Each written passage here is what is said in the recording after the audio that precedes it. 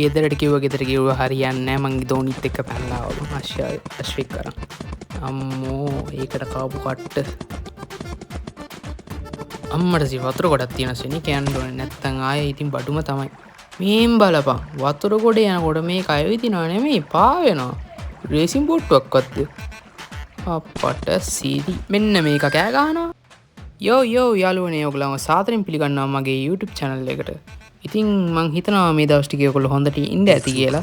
ඉතින් මං අද කරන්න යන වීඩියෝ එක ඔයගොල්ලෝ මොකක්ද කියලා දන්නවා ඇති. ඔයගොල්ලන්ගේ කැමැතිම පොඩි ආතල් එකක්.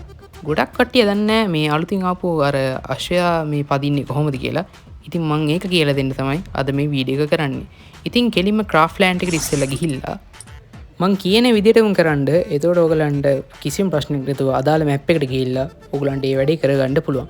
ඉතින් මෙහෙමයි ඔතන සර්ච් කරන්න තිබ්බා. ඒකට ගිහිල්ලා ඒකේ සර්ච් කරන්න මං ගහන විදිහටම ගහන්න capital A capital M වැරදුනා capital A 30 capital M 60.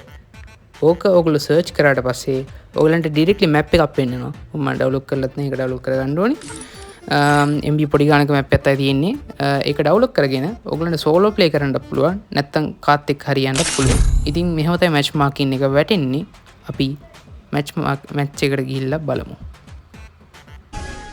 ඉතින් මොන්න මං කියපු විදිහටම අපි දැන් මේ මැප් එකට ඇවිල්ලා තියෙනවා. ඒත් එක්කම අපිත් එක්ක තව ප්ලේයර්ස් දෙනෙක් ඉන්නවා. මගේ දෝනියත් ඇවිල්ලා ඉන්නවා. පිස්සුද බං අපිට කොහෙද බං ඔය දෝනිලා ඕව වැඩක් නැහැ. දෝනිලා දාගෙන ඊට පස්සේ කේස් දාගන්න.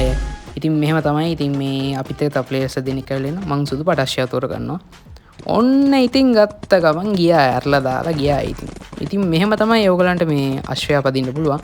මැප් එකේ හොයාගන්න තියෙන උනට මැප් එකේ හොයාගන්න අමාරුයි. ඔයගලන්ට ඉතින් පොඩි ආතල්ලයක් ගන්න ඕනේ නම් මෙන්න මේ වගේ පදින්න පුළුවන්.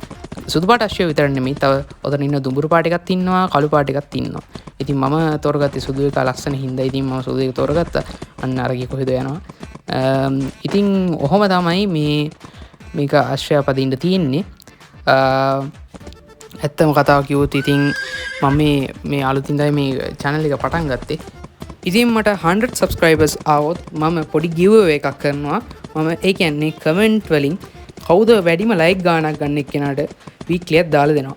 ඉතින් මම මේ giveaway එක කරන්නේ 100 subs වුණ ගමන්. ඉතින් ඕගොල්ලෝ ඒ giveaway එකට join වෙන්න ඕනි නම් දැන් subscribe කරලා අපිත් එක්ක රැඳිලා ඉන්න.